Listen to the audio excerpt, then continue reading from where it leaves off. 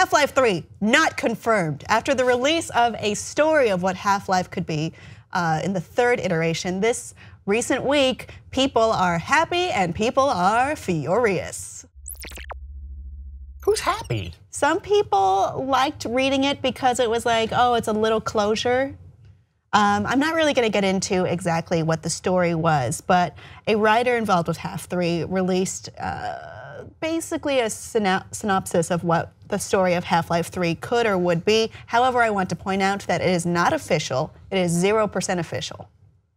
Yeah, but it is the writer of the Half-Life franchise up until now. Yeah. But he says it's just his fan fiction. But he no longer works with Valve. Correct. So it would never be I will also be true. Pedantic and say this is the story of Half-Life 2 Episode 3.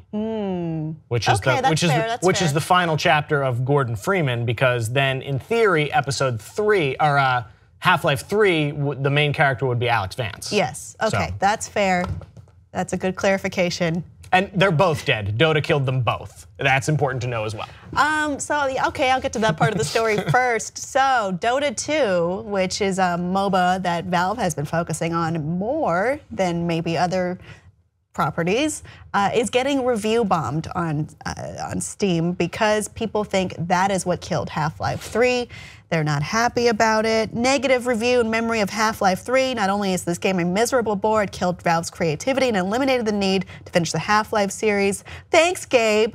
Half-Life 2 DoTA 2 players are hitting back though by saying, Half-Life is hard. Move on, idiots. So there's That's a good point. It makes a good point. Fight. Move on, idiots. Yeah, that's a great response to any kind of criticism.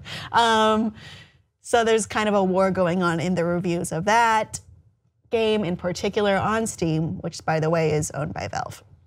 There's 2 reasons they never made any more Half-Life games. One is, I'll call the Terminator principle. And that is, you make an amazing movie like Terminator and it's tough to follow up. And then you make another amazing movie, Terminator 2, and that's even tougher to follow up. So now, you've been chasing that high ever since with the Terminator franchise, and you've never hit it, and it's just a constant source of disappointment. Right. So Valve is afraid that they'll never make. They waited too long. They waited too long, they ran out of ideas, they never had something good enough to be better than Half-Life 2 and episodes 1 and 2.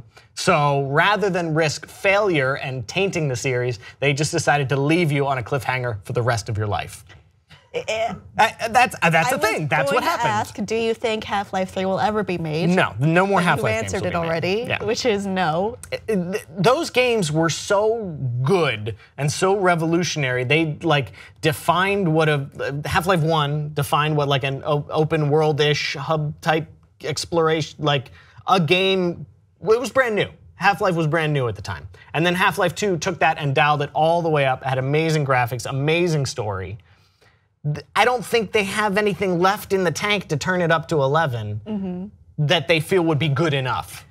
I think that is fair. I think they waited too long, and now Half-Life 2 and the series in general is considered, I mean, now it's a nostalgia classic. Now it's on a pedestal and it will never be met, and even if it deserves to be up there.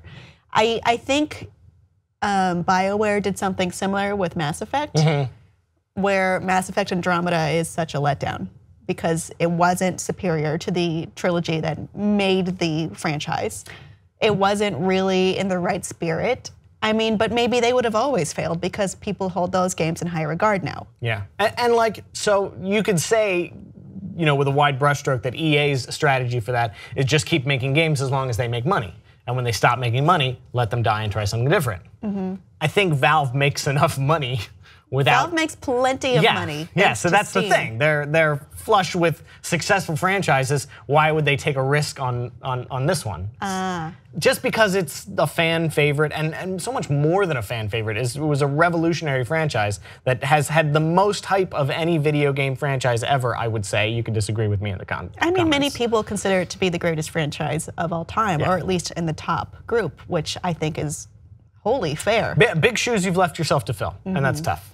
So I guess the best we can hope for, and why some people are happy about this story, is to read the story and see where the story could have gone, where Alex and where Gordon may have ended up. I won't spoil it for you, but I will leave a link below if you want to check that out. And let me know if that's enough for you. I think the answer will always be no, and no one will ever be happy, but please let us know what you think below, and please like and subscribe for more. You'll die alone with no more Half-Life. Yay. Sorry.